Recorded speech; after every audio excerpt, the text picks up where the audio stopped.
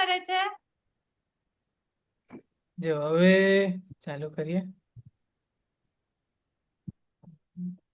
જો હવે last time સુધીનું આપણે એકવાર જે હોમવર્ક છે ને એ છેલ્લે લઈશું, કદાચ એટલે એને આગળ પાછળ થાય.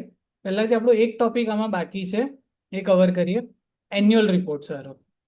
બરાબર, આખું આપણું ટેબલ ઉપરથી પહેલા છેક સુધી આપણું કમ્પ્લીટ થઈ ગયું છે, બધા રેશિયોઝ ને બધું જ કમ્પ્લીટ થઈ ગયું છે. બરાબર, એમાં કોઈ ડાઉટ છે અહીંયા ઉપરના ટેબલમાં, કાં તો આ બધું જે આખું ટેબલ છે એમાં બધું ક્લિયર છેલ્લે સુધી? બરાબર, હજી એમ હોમવર્ક લઈએ છીએ એટલે કશું હજી કન્ફ્યુઝન હશે તો એમાં બી ક્લિયર થઈ જ જશે. બરાબર, તો હવે જો હવે આ ટેબલની સૌથી નીચે આવીશું ને તે આપણને એન્યુઅલ રિપોર્ટ દેખાશે. દરેક એવરી યરના અહીંયા રિપોર્ટ્સ આપણને દેખાશે. બરાબર, આપણે એક રિપોર્ટ જોઈએ. બરાબર, આ છે રિલાયન્સનો રિપોર્ટ. બરાબર, બધાનું એટલે ફોર્મેટ અલગ હોય પણ હોય આ રીતના જ રિપોર્ટ. બરાબર, રિલાયન્સનો છે 2024નો રિપોર્ટ. એટલે લાસ્ટ યર જે થયું એમને માર્ચમાં એન્યુઅલ રિપોર્ટ આ લોકો બહાર કાઢે. માર્ચ એટલે એપ્રિલ પછી બહાર કાઢે, માર્ચ સુધીનો રિપોર્ટ હોય. બરાબર, જો હવે આમાં આપણે એના ઇન્ડેક્સ પર જતા રહીએ. ઉપરનું આ બધું છે, અહીંયાથી મેઇન રિપોર્ટ ચાલુ થાય છે. જો હવે આમાં છે ને બે વસ્તુ છે જે આપણે મેઇન જોઈશું. બરાબર, એક છે એના ફાઇનાન્શિયલ સ્ટેટમેન્ટ્સ. બરાબર, ફાઇનાન્શિયલ સ્ટેટમેન્ટ્સ આપણે મેઇનલી કવર કરીશું. અને બીજી વસ્તુ જે જોવાની છે, આપણે જે કાયમ ડિસ્કસ કરતા હતા, જે ચાર્ટ્સ છે આપણને પાસ્ટ બતાવશે. જે ફ્યુચર એક્સપાન્શન્સ છે કે ફ્યુચર પ્લાનિંગ છે એ બધું એન્યુઅલ રિપોર્ટમાંથી આપણને ખબર પડશે. બરાબર, સૌથી પહેલા આપણે જતા રહીએ ફ્યુચર રિપોર્ટ્સ પર.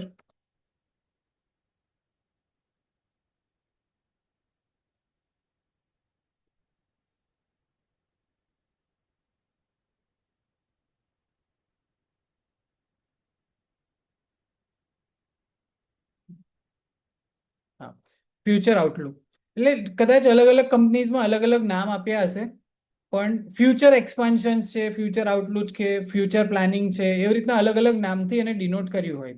હવે આનું ફ્યુચર આઉટલુક છે, આપણે ત્યાં જતા રહીએ 12 to 13. બરાબર, જો હવે આ મેનેજમેન્ટ ડિસ્કશન એનાલિસિસ એટલે જે એનું મેનેજમેન્ટ શું વિચારે છે, આ બધું જ એનું ફ્યુચર આવશે આમાં. બરાબર, મેનેજમેન્ટ ડિસ્કશન એનાલિસિસ. હવે એમાં જો રિલાયન્સમાં બધી બહુ વસ્તુ આવે છે, રિટેલ આવે છે, ડિજિટલ સર્વિસ આવે છે, મીડિયા આવે છે, ઓઇલ એન્ડ કેમિકલ્સ આવે છે, new energy, oil and gas, બધું જ. હવે એમને બધું જ એક પછી એક અહીંયા ડિસ્કસ કર્યું છે. જો પહેલું રિટેલ છે, તો રિટેલમાં એમનું શું છે, અહીંયા અત્યારે એક્ઝિસ્ટિંગ ફંડ રેઝિંગનો શું પ્રોગ્રામ છે, ને ઇન્ડસ્ટ્રી ઓવરવ્યુ શું છે, જે એનો ડેટ કે કશું છે, બધું જ અહીંયા આપશે આ લોકો. બધું રિફર કરવા બે જ વસ્તુ એન્યુઅલ રિપોર્ટમાંથી રિફર કરીશું. એક તો ફ્યુચર વાળું જે અત્યારે આપણે આ જોઈએ છે, અને બીજું આપણે ફાઇનાન્શિયલ્સ, જે આપણને ફાઇનાન્શિયલ્સ અમુક લાગે ને કે ભાઈ આટલા પૈસા ક્યાંથી આવ્યા, તો એની ડિટેલ્સ જોવી હોય તો અહીંયાથી મળશે. બરાબર, જો હવે આ બિઝનેસ પરફોર્મન્સ છે. હવે જો સ્ટ્રેટેજિક પ્રોગ્રેસ શું છે એમનો, પછી ફેશન ઇન લાઈફસ્ટાઈલ છે તો એમાં સ્ટ્રેટેજિક પ્રોગ્રેસ કેવો છે, શું છે, બધું જ અહીંયા આપણને મળશે. હવે એક આજે સ્કોટ એનાલિસિસ હોય, બધા મોરેબલી બધાને ખ્યાલ હશે, બધા ભણેલા છે આપણે, કે સ્ટ્રેન્થ, ચેલેન્જીસ, ઓપોર્ચ્યુનિટી ને થ્રેટ્સ એ આપણને મોસ્ટ ઓફ બધી કંપની આપે છે. આ એક ટેબલ બનાવીને આપેલું જ હોય, નેસેસરી નથી પણ યુઝ્યુઅલી આપતા હોય છે. તો આપણને અહીંયા શોર્ટલી ખબર પડી જાય કે ભાઈ એની સ્ટ્રેન્થ શું છે, એની જો ઓપોર્ચ્યુનિટી કેટલી છે, અને કોઈ થ્રેટ હોય કે એને કોઈ વસ્તુથી એવું હોય કે ભાઈ સેલ્સ ઓછો થશે કે કશું, એ થ્રેટમાં આવશે. બરાબર, ડિજિટલ સર્વિસ આવી ગઈ. ડિજિટલ સર્વિસમાં બી સેમ છે કે ભાઈ જે 5G નું જે છે, પછી જે એર ફાઈબર એક્સપાન્ડ થાય છે, એ બધા જે બી એમના નવું નવું જે બધું કરે છે એક્ઝિસ્ટિંગ, અને જે આગળનું કરે છે એ બધું જ અહીંયા આવી જશે. મીડિયા એન્ડ એન્ટરટેનમેન્ટમાં બી એનું આવી જશે. જો અહીંયા એનું જે આપણે આ કયો ટોપિક હતો, ડિજિટલ સર્વિસ, એનું અમને સ્કોટ એનાલિસિસ આપી દીધું છે. બરાબર, સેમ આ રીતે બધાનું આપેલું હશે, ને ડિટેલ્સ બધી આપણને અહીંયા મળશે. એટલે આ એક વસ્તુ બહુ ઇમ્પોર્ટન્ટ છે કોઈ બી કંપનીને રેફર કરવા માટે. એનું આપણને એક્ઝેક્ટ વસ્તુ અહીંયાથી જ ખબર પડશે. બરાબર, બધા સેક્ટર માટે આપેલું છે. એક ટાઈમ પર આપણે સ્કોટ એનાલિસિસ બી જોઈ લઈએ તો બી હા, ખબર ચાલે પડી જાય, ચાલે રાઈટ? ચાલે. બહુ ડિટેલમાં. હા, ચાલે. કારણ કે આ એક જ એન્યુઅલ રિપોર્ટ એક જ વસ્તુ છે જે આપણને ફ્યુચર બતાવશે, ફ્યુચર પ્લાનિંગ બતાવશે. બરાબર. અહીંયા જો એમને ગ્લોબલ ડિમાન્ડ છે, ઇન્ડિયાની કેટલી ડિમાન્ડ છે, એ બધું જ અહીંયા ડિસ્ક્રાઇબ કરેલું છે. હવે એક કંપનીમાં તમે જ્યારે પૈસા ઇન્વેસ્ટ કરો છો તો હવે એમાં કેવી વસ્તુ હોય કે બધા લોકો એક વસ્તુ કહે કે don't have your funds in 100 different companies. 5 company રાખો, પણ થ્રુ આઉટ સ્ટડી કરેલી. એવું નહીં કે પોર્ટફોલિયોમાં 100 કંપની પડી છે, બધામાં 10,000 રાખ્યા છે. એવું એક ડાયવર્સિફિકેશન કરવાનું, પણ ડાયવર્સિફિકેશન એટલું નહીં કરવાનું કે બહુ ઓછું ઓછું ડાયવર્સિફાઈ થઈ જાય. જે ફંડ છે એ ફંડ, હવે સમજો એક શેરમાં રોકો છો, એની પાછળ ટાઈમ આપો. લોકો જે બી મોટા ઇન્વેસ્ટર્સ છે તમે જોશો ને, તો એમનું કદાચ આવે ને તો એમનું લિસ્ટ આવી જાય કે આટલી કંપનીઝ હોલ્ડ કરે છે.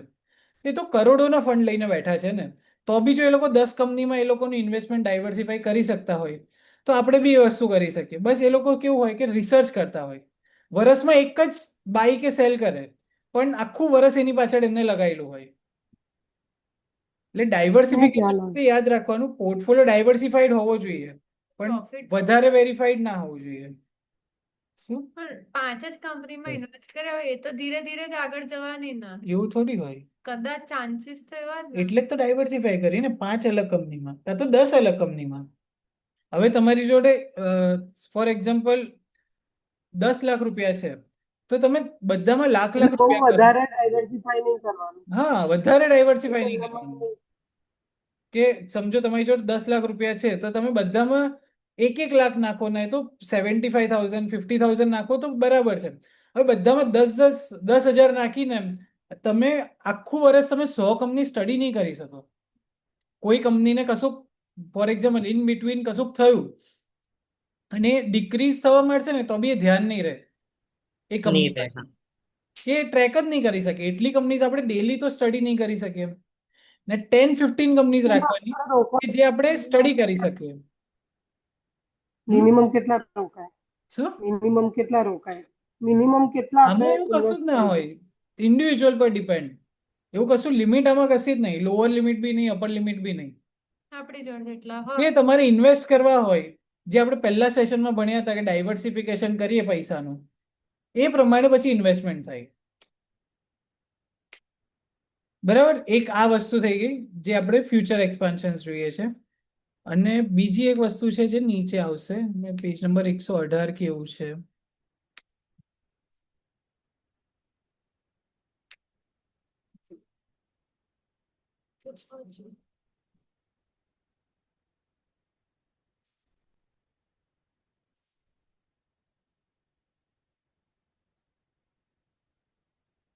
હા, ફાઇનાન્શિયલ સ્ટેટમેન્ટ્સ, સ્ટેન્ડઅલોન ને કન્સોલિડેટેડ. 118 થી 204 એ એક જ આખું છે. આપણે ત્યાં જતા રહીએ.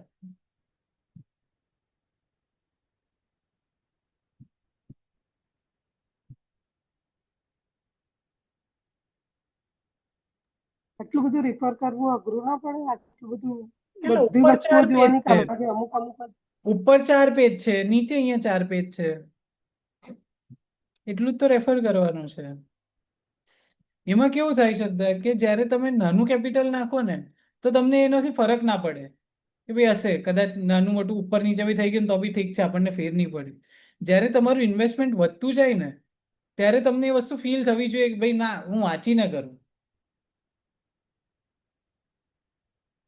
બરાબર. જો અહીંયા આપણે આવી ગયા, આ બધા ફાઇનાન્સીસમાં આપણે આવી ગયા. હવે એમાં શું ડિટેલ્સ ચેક કરવાની? નીચે આવી જઈએ. એસેટ્સ છે, બરાબર. એસેટ્સ, લાયબિલિટીઝ બધાનું અહીંયા આપેલું છે. આખી બેલેન્સ શીટ અહીંયા આપેલી છે. બરાબર. હવે જે ટ્રાન્ઝેક્શન્સ થશે એ બધા જ, જો આ inventory from finish goods, working details આપેલી હશે. જે ઉપર આપણે જોયું એ જ છે, બસ એનું વધારે ડિટેલમાં આપેલું છે. એ જ બધા રિપોર્ટ્સનું એ વધારે ડિટેલિંગ કરેલી છે.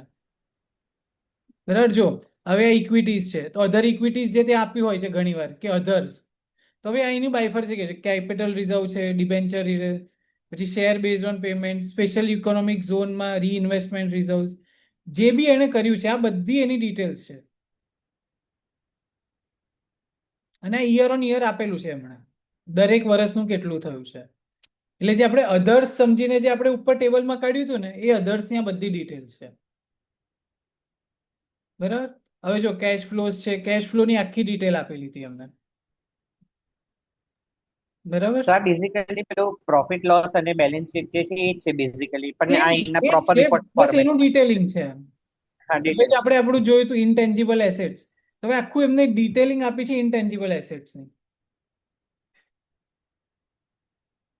ફોર બેટર અન્ડરસ્ટેન્ડિંગ, બીજું કંઈ નહીં, ખાલી એને વધારે ડિટેલમાં સમજવા માટે આપેલું છે આ. બરાબર. આ આખું એ જ છે, આખું ટેબલ એ જ છે, ડિટેલ્સ જ આપેલી છે એમને. અહીંયા એક વસ્તુ એ બી આપશે, જે શેર્સ જે હેન્ડ ચેન્જ થાય છે ને એ બી આપશે અહીંયા. જો આ જે છે in equity shares associate companies, હવે સમજો આ કંપની છે તો એને આટલો સ્ટેક લીધેલો છે. હવે આ બધા છે, આ લોકોએ જે લીધું છે એ બધાનો સ્ટેક આપશે, એમણે ક્યાંક ઇન્વેસ્ટ કર્યું છે એવી સ્ટેક આપશે. આ બધા જે જોઈન્ટ વેન્ચર્સ કંપની કરે ને, જોઈન્ટ વેન્ચર્સમાં બી શું છે એ બધી જ ડિટેલ્સ આપણને અહીંયાથી મળશે. અહીંયા આ બધું જ આવી જશે, આપણું કવર થઈ જશે. બરાબર. એટલે બે ટોપિક આમાંથી, એક તો છે આપણું ફ્યુચર એક્સપાન્શન્સ, બીજું છે બેલેન્સ શીટ. બેલેન્સ શીટ બી જો આપણને વધારે ડિટેલ્સ જોવી હોય તો ફ્યુચર એક્સપાન્શન એ ઇમ્પોર્ટન્ટ છે ફ્યુચર પ્લાન્સ જાણવા માટે. ક્લિયર? આખું ક્લિયર? હવે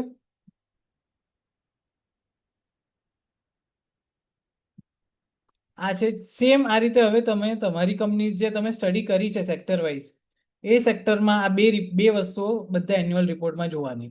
એન્યુઅલ રિપોર્ટ 200-300 પેજનો હશે, તો એ પોસિબલ નથી કે આપણે 200-300 પેજનો રિપોર્ટ વાંચીએ. બે વસ્તુ આપણે પિક કરી છે, બીજી ડિટેલ જોવી હોય તો જોઈ શકાય, પણ આ બે વસ્તુ ઇમ્પોર્ટન્ટ છે, આપણે એમાંથી પિક કરી છે.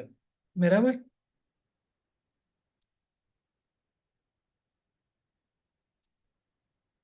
એટલે આખું આપણું આ ફંડામેન્ટલ એનાલિસિસ અહીંયા આપણું ફિનિશ થાય.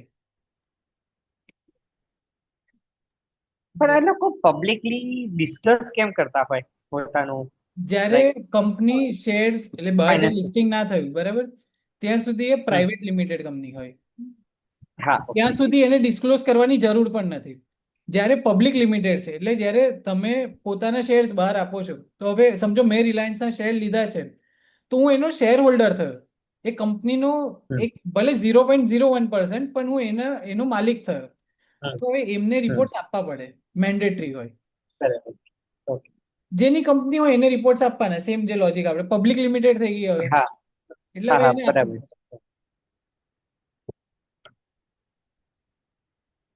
બરાબર. ક્લિયર?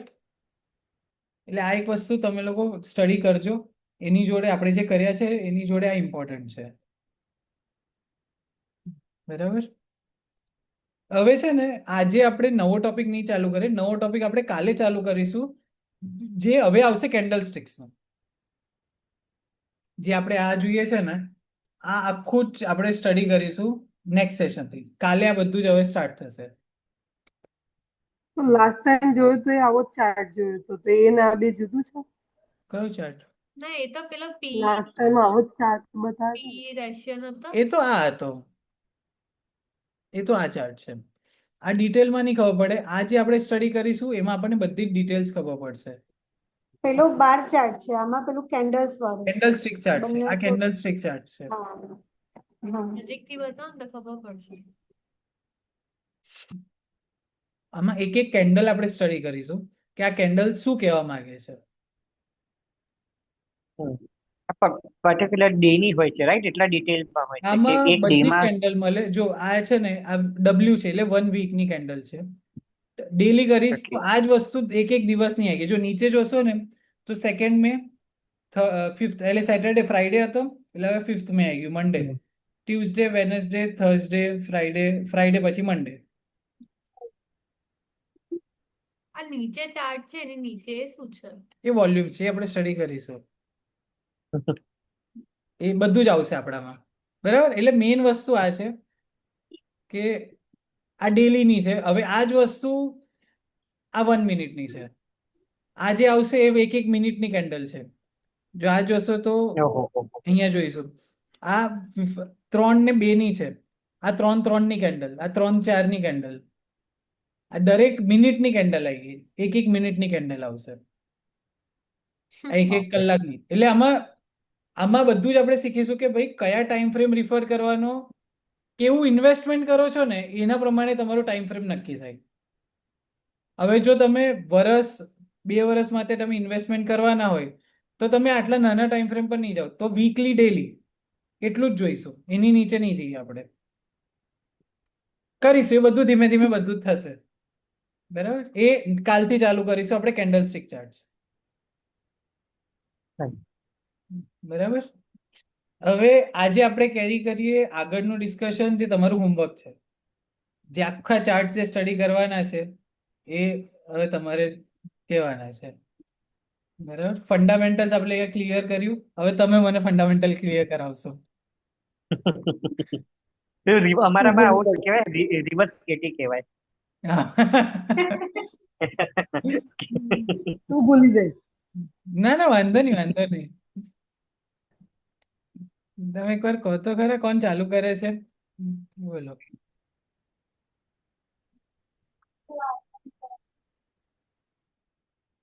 સુખી કે છે મેં લાસ્ટ ટાઈમ કરી દીધું કે હવે હે આ ના, વખતે નીચેનું નથી. બાકી હતું. બધું નહીં કર્યું તે.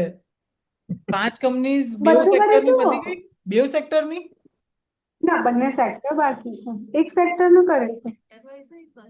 આપણે 2 સેક્ટર આપ્યા હતા બધાને. એ તો પેલું ઉપરનું જ કર્યું છે, એ જ પણ સેક્ટર નીચે નીચેના માટે બી box કીધું તું. એ નહીં કર્યું. તો કોણે કર્યું છે? પણ સમજાઈ શકો. આજે શ્રદ્ધાથી ચાલુ કરો ત્યાં સુધી અમે આવી જઈએ હા. અપડેટ કરી. મેં તો કર્યું જ નહીં હજી તો. જૂનું સેક્ટર જ મારું તો ઉપરનું ચાર્ટ જ નહીં એ પત્યું. ભાઈ આવું નહીં ચાલે. જો આવું કરશો તો પછી તો કેન્ડલ સ્ટિક ચાર્ટ્સ કરશો તો બધું આવું બાઉન્સર મારે જશે. થોડું સમજતા વાર લાગે છે એટલે હજી મારું ઉપરનું ટેબલ જ હજી પત્તું નહીં. પછી અઠવાડિયું નીચેના થઈ ટેબલ ગયું. પર આવું. આપણે ક્લાસના અઠવાડિયું થઈ ગયું. આવું બીજું કશું નહીં. હમણાં નહીં કરો એમાં મને કોઈ વાંધો નહીં, પણ અત્યારે શું થશે, આગળ બધું જમ્બલ થશે. હા. એટલે બીજું એ કઈ ઓલરેડી થાય જ. હા, એ સાચી જ વાત છે. અમે જો એ બરાબર નહીં કરીએ તો એ જંબલ જ થશે આગળ. હા, એનું રીઝન એ છે.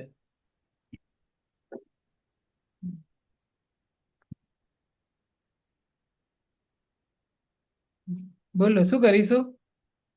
આજે થોડુંક નવું ચાલુ કરે. કાલે બધું હોમવર્ક એક સાથે કરીને લઈએ તો. ના, કાલે પાછું કરીએ. એવું કરીએ. ના, પણ અહીંયા કોલ પર દે.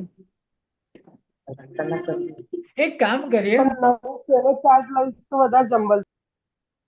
શું નવું? નવું ચાલુ કરશો તો અચ્છા, એ કહે છે કે ચાર્ટ લઈશ તો ચાર્ટ વધારે કહું જમવા છું મળશે. કાલે લેવાનો. એ અત્યારના લઈશ તો પછી વધારે જમ્બલ થઈ જશે. પણ આજે તો જે શીખ્યા એ બરાબર છે, એમાં કશું નવું એ નથી. એટલે ગયા વખત તો બધું ક્લિયર છે. તો આગળનું થોડુંક કરવું હોય તો કરી શકે, ને તો પછી તારી સાથે જ એક એક કરીને ઇન્ડસ્ટ્રી અમે કરતા છીએ તો. હા, એવું કરીએ. કશો વાંધો નહીં. યા તો એવું એક કરાય. સ્ક્રીન પર જ આપણે થોડું ડિસ્કસ કરી લઈએ. તમે લોકો Yes. સમજાવજો, પણ અહીંયા ઓન સ્ક્રીન જ કરી લઈએ. બરાબર. એટલે અત્યારના સ્ક્રીન શેર કરીને એવું જ કરીએ કે જેથી લાઈક કોઈ બીમારું કે પછી શ્રદ્ધા દીદીનું કોઈ કોઈનું બી, કોઈ પણ બી, એક કોઈ બી. ઇન્ડસ્ટ્રી પકડી લઈએ અને એનું એ બોલે બધાનું જ ઇનપુટ રહેશે. હા, હા, બધા એવું જ ઇનપુટ Done. એવી રીતે કર. કારણ કે નવો ટોપિક છે ને, અને એ આવું 15-20 મિનિટ પતશે નહીં. કેન્ડલ સ્ટિક નું સ્ટાર્ટ હમ. કરીશ ને તો મને ટાઈમ જોઈશે, તો એ ટોપિક કાલે ચાલુ કરીશું. બરાબર. પેલું પ્રમોટ બિલ્ડિંગ વાળો ક્વેશ્ચન હતો ને. હા, જો પ્રમોટર હોલ્ડિંગ વાળો ક્વેશ્ચન હતો. હવે એનું શું છે ઇનપુટ્સ? તમે આવું કરો યાર, તમે જોવો જ નહીં અઠવાડિયા સુધી. એવું નહીં ચાલે. હા, ના. આજે તો એ ક્લાસ પડશે. કેન્સલ. તમે હવે કરીને આવશો પછી આપણે નેક્સ્ટ ક્લાસ કરીશું. ગ્રુપમાંથી ને હોમવર્ક લખી કાઢવાનું. ભૂલી જવાય. મારે લખવાનું? ગ્રુપમાં લખી નથી બોલાતું. એવું તો નથી બોલાતું. નાના છોકરાઓને નહીં પેલી ડાયરીમાં લખીને ના આપવા ના, જાય. એવું આ ના આ હોય. કેવું છે નાના છોકરાઓને કે પેલું હું નાના છોકરાઓને નહીં ભણાવતો. સ્ટુડન્ટ્સ ને યુનિટી હોય કે હોમવર્ક ના કરે તો સરને યાદ નહીં કરાવવાનું. કોણ યાદ કરાવે? પણ અમુક સ્ટુડન્ટ પહેલા જ આપીને આવે તો હોમવર્ક. હે સુખીએ લાસ્ટ ટાઈમ હોમવર્ક સબમિટ કરી દીધું. મેં તો કરી દીધું. હા ઓકે, એ જ એને કહું છું, આવા સામેથી હોય યાદ સ્ટુડન્ટ. કરાવજો, નિશ્ચય સામેથી યાદ કરાવજો. હે નિશ્ચય સામેથી યાદ કરાવજો આ વખતે. હા મેં એ પ્રમોટર હોલ્ડિંગ એને વાળું સર્ચ એને explain કરી કરશે. રહી છે તો એને શું બોલીએ? એટલે પછી મેં સાંભળવાનું બાકી છે હજી. હા બરાબર. તો હવે સાંભળે ચલો હા, હવે homework બધા જ ભૂલી ગઈ. સાંભળીશું કે જો આપણો ક્વેશ્ચન એ હતો કે હવે અમુક કંપનીઝમાં પ્રમોટર હોલ્ડિંગ બહુ ઓછી હોય છે પણ એફઆઈડીઆઈ નું ઇન્વેસ્ટમેન્ટ વધારે હોય. અમુક કંપનીઝમાં પ્રમોટર હોલ્ડિંગ વધારે હોય, એફઆઈડીઆઈ ઓછું હોય. તો શું સારું, કઈ કંપની સારી ને કઈ કંપની ખરાબ? બોલો. બોલો. એક વસ્તુ તો ક્લિયર છે કે જેમાં એ વસ્તુ બરાબર, પણ જેમાં પબ્લિક હોલ્ડિંગ બહુ વધારે પડતું વધી જાય હમ. એ ખોટું. બરાબર છે, એ તો હા, ક્લિયર છે. હવે perfect, આપણે કન્ફ્યુઝન perfect. છે પ્રમોટર હોલ્ડિંગ અને એફઆઈડીઆઈ. પબ્લિક હોલ્ડિંગ બહુ વધી જાય એ ખોટું એ કે પબ્લિક હોલ્ડિંગ એટલે કેવું થયું, ના એફઆઈ ઇન્ટરેસ્ટેડ છે, ના ડીઆઈ ઇન્ટરેસ્ટેડ છે, ના પ્રમોટર ઇન્ટરેસ્ટેડ છે, એટલે બધાએ સ્ટેક ખાલી કરી પણ દીધી. આપણે તો પેલું હતું ને, પ્રમોટર હોલ્ડિંગ 0-0 ખાલી છે, પબ્લિક જ ભરાય. પણ તો એફઆઈઆઈ માં એ લોકોનું પર્સન્ટેજ છે, તો મેં એમાં પણ ઇન્વેસ્ટ જીજાજી કરવું એવું જોઈએ. કીધું કે જે કંપનીઝમાં પબ્લિક એટલે પ્રમોટર નથી, એફઆઈ નથી, ડીઆઈ બી નથી, એવી કંપની તો ખરાબ જ છે. એવી બી કંપની છે. હા ઘણી બધી કંપની છે એવી, એટલે એ તો ખરાબ જ છે. પબ્લિકમાં જ્યારે શેર્સ વધતા જાય એટલે કોઈ ઇન્ટરેસ્ટેડ નથી એમાંથી. બરાબર. હવે આપણા ટોપિક પર આવી જઈએ. બોલો શું છે? એટલે મારા પ્રમાણે તો એવી રીતે મેં સર્ચ કર્યું ને એમાં એવું હતું કે પ્રમોટર હોલ્ડિંગ 25% તો એટલીસ્ટ હોવા જ જોઈએ, કે 25% ટુ એટલે 70K એટલા. કારણ કે કંપનીઝ પોતાને આવી રીતે ટ્રસ્ટ નહીં કરી શકતી કે હું પોતાના શેર એમાં નહીં રાખતી, તો પછી આપણે બી ભરોસો ના કરાય. રિસ્કી તો છે જ કે પોતાની પાસે પોતાના શેર ઓછા છે એ વસ્તુ. એ પ્રમાણે જે આપણે જોઈ હતી ઇન્ફોસિસ, બરાબર. ઇન્ફોસિસ ઇન્ફોસિસ કેટલી મોટી કંપની છે, છે મોટી, પણ તો ઇન્ફોસિસ એમને તો નહીં જ ચાલતી હોય ને. બોર્ડ ઓફ ડિરેક્ટર્સ હશે ને, એમાં બધા ડિસિઝન લેવા માટે. હા વાંધો નહીં, વાંધો નહીં, continue. અમારી જોડે પૂછું છું. કદાચ ઇન્ફોસિસમાં જ કન્ફ્યુઝન છે, બાકી 25% થી વધારે હોય ને સ્ટેક તો ઇન્વેસ્ટ કરાય, બાકી રિસ્કી છે એટલે ઇન્ફોસિસ ના લેવાય. મે બી ના લેવાય. તો આ તો 6 લાખ કરોડની કંપની છે. નાની મોટી કંપની તો છે નહીં કે 1000-2000 કરોડની, 6 લાખ કરોડની કંપની છે. કેટલી ઝોમેટો છે ને એ બધી હા, કંપની છે જ ને. 0 પ્રમોટર હોલ્ડિંગ વાળી છે. એના બધા ડિસિઝન પેલા બોર્ડ ઓફ ડિરેક્ટર્સ જ લે, હમ. તો એમાં શું કરાય? એક વાર સોલ્વ કરીએ ને આપણે.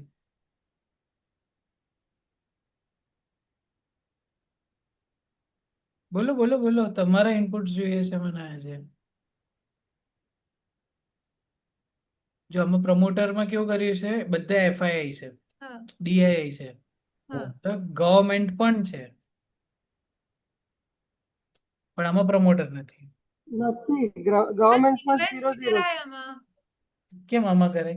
પેલામાં તો 14% પ્રમોટર છે, એમાં તું ના પાડે છે. આમાં તો 0% પ્રમોટર છે, એમાં તું કહે છે ઇન્વેસ્ટ કરે. કારણ કે પ્રમોટર નહીં એટલે એ લોકોના ડિસિઝન તો પેલા જે બોર્ડ ઓફ ડિરેક્ટર્સ હોય ને, બધા આખું બોર્ડ કમિટી એ લોકો લેતા હોય છે. એટલે એવું બી નહીં કે પોતાનો એક ડિસિઝન હોય કે જેની કંપની છે એનો પોતાનો ડિસિઝન હોય, એવું તો નહીં હોય. એટલે એ લોકો બધું ડિસ્કસ કરીને જ ડિસિઝન લેતા હશે.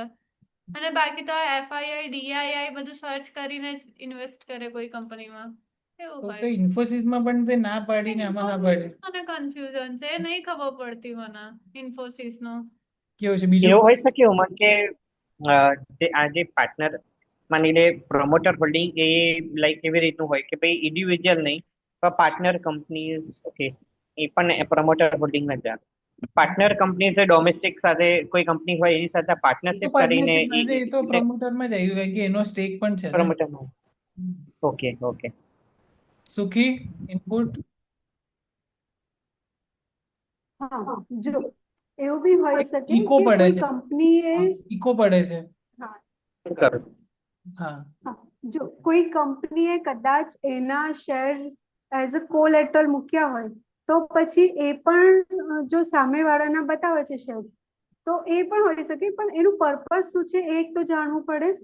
બીજી વસ્તુ પહેલી વસ્તુ, કે કોલેટરલ મૂકેલા શેર્સ આવે તો પ્રમોટર હોલ્ડિંગમાં જ, એને કોઈ લેવા દેવા નહીં. તો એની અચ્છા એની માલિકી કહેવાય તો જેને થાય. એટલે છે તો પેલાના જ ને, હા હમણાં એને ગીરવે મૂક્યા છે. ઓકે.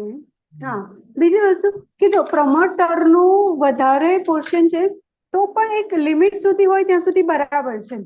બહુ વધારે પણ ના હોવું જોઈએ, બહુ ઓછું પણ ના હોવું જોઈએ. એનું છે હોલ્ડિંગ બરાબર, તો એનું કોન્ફિડન્સ છે, ઓપ્ટિમિસ્ટિક છે, એના માટે એ વસ્તુની ગેરંટી મળે છે. પણ બીજા લોકોને એ ઇન્ક્લુડ કરે છે તો એ પોઝિટિવ છે, કેમ કે જો એફઆઈઆઈ આવશે તો એનું ફ્યુચર પ્રોસ્પેક્ટ કેવું છે એ જોઈને આવશે. તો એ ફ્યુચરનું જોઈને આવે છે તો એફઆઈઆઈ પરથી પણ એ સારું છે. મોડરેટ ટુ હાઈ હોય એટલું બરાબર છે, એકદમ લો ના હોવું જોઈએ. અને જો આપણા ડોમેસ્ટિક ઇન્સ્ટિટ્યુશન્સ જોઈએ તો એમાં મ્યુચ્યુઅલ ફંડ છે, ઇન્સ્યોરન્સ છે, એ લોકો પણ જો આવે છે તો એ ગ્રોથ જોઈને જ આવશે. તો ઇન શોર્ટ જે પણ આ આવે છે તો એ ગ્રોથ ફ્યુચરમાં શું છે એવી રીતના જ આવશે. એટલે મોડરેટ ટુ હાઈ જેટલું હોય, બહુ ઓછું હોય તો વિચાર કરવું પડે, અને આ જો જે ચેન્જીસ હોય કંપની તો અત્યારે વિચાર ખુલ્લી કરવો છે, પડે. પ્રમોટર હોલ્ડિંગ 0 છે, ઓકે. એનું શું તો કરવાનું? એવું તો નથી કે ખરાબ છે, પણ બહુ સારી છે એવું પણ ના કહેવાય. ઝીરો છે એટલે એમાં જ એટલો કોન્ફિડન્સ નથી કે એટલું ઓપ્ટિમિસ્ટિક નથી એવું કહી શકીએ કદાચ. તો પછી આની પ્રાઇસીસ ડ્રોપ થવી જોઈએ ને. જે કંપની સારી નથી તો એની પ્રાઇસીસ ડ્રોપ થવી જોઈએ, એટલું તો આપણને ફિક્સ છે ને મગજમાં. હમ હમ. તો પછી એની પ્રાઇસીસ ડ્રોપ કેમ નહીં થતી? તો પછી એના શેર હોલ્ડર્સમાં કોણ કોણ છે બીજા? એફઆઈઆઈ છે, હા, તો ઉમંગ, તો જો આ રહ્યું. એકચ્યુઅલી મેઇન કન્સર્ન એ છે કે કોણ પ્રમોટર હોલ્ડર છે. લાઈક પ્રમોટર હોલ્ડરમાં નથી, 0% છે. તો નેક્સ્ટ થિંગ કે ભાઈ કઈ કઈ કંપની એફઆઈઆઈ માં કઈ કઈ કંપનીઓ ઇન્વેસ્ટ કરે છે, કે કોણ ઇન્ટરેસ્ટેડ છે આમાં, કે કોણ બોર્ડ ઓફ ડિરેક્ટર્સમાં છે, એ વસ્તુ પરથી આપણે ડિસાઇડ કરી શકાય જો આ કન્ફ્યુઝન આવે તો. જો આમાં છે ને, હું આ વસ્તુનું સોલ્યુશન કહું. હવે કોઈ બી વસ્તુને, કોઈ બી પેટર્ન આપણે જોઈએ ને, તો એમાં એવું ના કહેવાય કે ભાઈ આ વસ્તુ સમજો પ્રમોટર હોલ્ડિંગ બહુ ઓછું છે કાં તો પ્રમોટર હોલ્ડિંગ બહુ હાઈ છે, એનાથી જજ ના કરાય કોઈ દિવસ કંપની. હવે જેમ કે ઇન્ફોસિસ, પહેલી વસ્તુ આપણે જે ઇન્ફોસિસ સ્ટડી કરતા હતા, ઇન્ફોસિસમાં પ્રમોટરનું પર્સન્ટેજ ઓછું છે, પણ at the same time FIDI invested છે, બરાબર. કંપનીના ફંડામેન્ટલ સ્ટ્રોંગ છે. જ્યારે આપણે એમના રેશિયોઝ જોયા, કંપનીના ફંડામેન્ટલ સ્ટ્રોંગ છે, બરાબર. તો that is a good sign. એવું નહીં કે ભાઈ કંપની ખરાબ છે, એ વસ્તુ આપણે નહીં કહેવાય અહીંયા. પણ રિસ્ક તો કહેવાય ને કે કંપની ગમે ત્યારે બંધ કરી દે. એફઆઈડીઆઈ છે ને, અને એફઆઈડીઆઈ એટલે કોણ? તે કોઈ દિવસ જોયું એફઆઈ નું? ઇન્વેસ્ટ ફોરેન ઇન્વેસ્ટમેન્ટ્સમાં કોણ કોણ આવે? જો ગવર્મેન્ટ ઓફ સિંગાપોર છે, આ સિંગાપુરની અમુક પ્રાઇવેટ કંપનીઝ છે, કુવેતની કંપનીઝ છે, એટલે બધામાં અલગ અલગ હોય. ગવર્મેન્ટ પેન્શન ફંડ છે. એટલે એફઆઈઆઈ એટલે એવું નહીં કે ભાઈ હંમેશા બહારના કોઈ ઇન્વેસ્ટર છે. મોટી મોટી કંપનીઝ છે, ગવર્મેન્ટ્સ છે, એ લોકો બી અહીંયા ઇન્વેસ્ટ કરતા હોય. એટલે ક્યારેય આના હોલ્ડિંગ પરથી ડિસિઝન નહીં બનાવી લેવાનું કે ઓછું છે એટલે ખરાબ છે. જ્યારે કંપનીના ફંડામેન્ટલ સ્ટ્રોંગ છે, બધા રેશિયો સારા છે, સારી કંપની રન થાય છે, તો પછી એ કંપની બંધ કેમ થશે?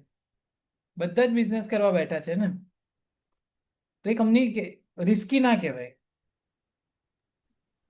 એ કન્ડિશનમાં લાઈક આપણે બધું બી વસ્તુ જોવું જ પડે, લાઈક જોવું જ પડે. બધા ફંડામેન્ટલ બધું જોવું જ પડે. પણ આમાં જો જોઈએ તો એને પબ્લિકનું 2022માં 83% હતું, એમાંથી ડ્રાસ્ટિક ચેન્જ થઈને 26% 25માં જ. તો આનું શું એનાલિસિસ નીકળે? આ એફઆઈ વાળાએ બાઇંગ કરી લીધું, એમને આ કંપની સારી હા, લાગી તો પછી ઇન્વેસ્ટ કર્યું, એમણે એફઆઈ વાળા ઇન્વેસ્ટ તો કર્યું. પછી એ પોઝિટિવ કહેવાય કે જો હા, એફઆઈ વાળા જેમ તેમ તો કરશે ને ઇન્વેસ્ટ? હા, તો કહેવાય ને, આ પોઝિટિવ સાઇન કહેવાય. જ્યારે પબ્લિકમાંથી શેર્સ એફઆઈ કે ડીઆઈ કાં તો પ્રમોટર બી પાછું લઈ જાય છે, તો એ સારી જ સાઇન કહેવાય. આપણે જે સમજ્યા હતા ને કે પ્રમોટર જોડે શેર્સ આવે છે પબ્લિકમાંથી, તો એ સારી સાઇન છે કે ભાઈ એમને પ્રોફિટ મળશે તો શેરિંગ એમને વધારે મળશે. સેમ રીઝન કે આ ગુડ સાઇન છે. હવે તું આ કઈ જો, કંપનીનું છે? હા, ઓકે, આ કઈ કંપની છે? ઇટરનલ? એક મિનિટ કરો ને. આ છે ને ઇટરનલ એટલે ઝોમેટો છે. ઓકે.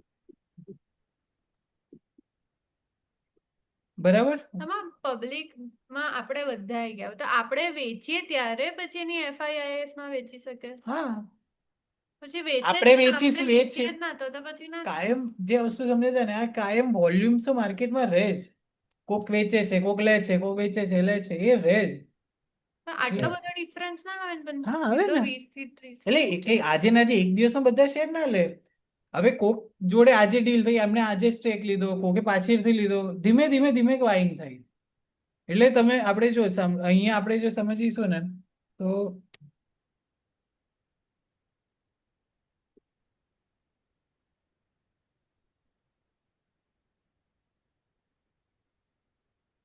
બરાબર, આપણે આ જોઈએ. હવે શ્રદ્ધા દીદી,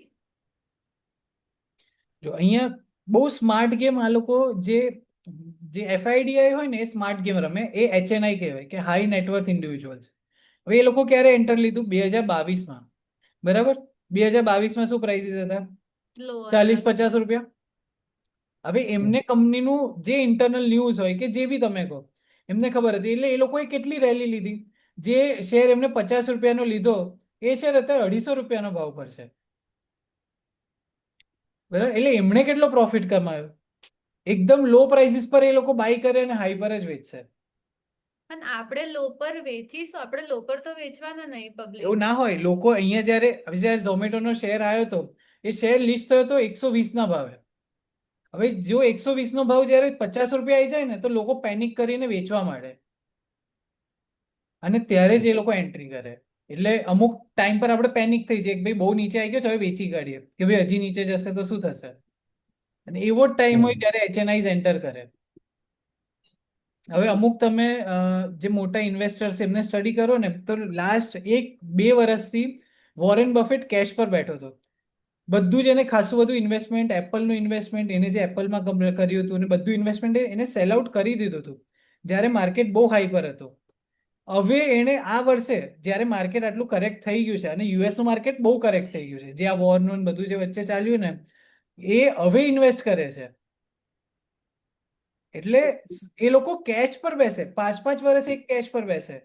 અને આવો જે કોવિડનો ફોલ આવી ગયો, તો એ સડન ફોલ હોય, એ વખતે એ લોકો પૈસા કમાય, કે એ વખતે ઇન્વેસ્ટ કરે. અને જ્યારે આપણી મેન્ટાલિટી કેવી હોય રિટેલર્સની, તારું માર્કેટ ક્રેશ થાય છે, આપણે નીકળી જઈએ માર્કેટમાંથી, આપણો લોસ થશે એના કરતાં નીકળી જઈએ. તો એના લીધે વોલ્યુમ્સ માર્કેટમાં રહે જ.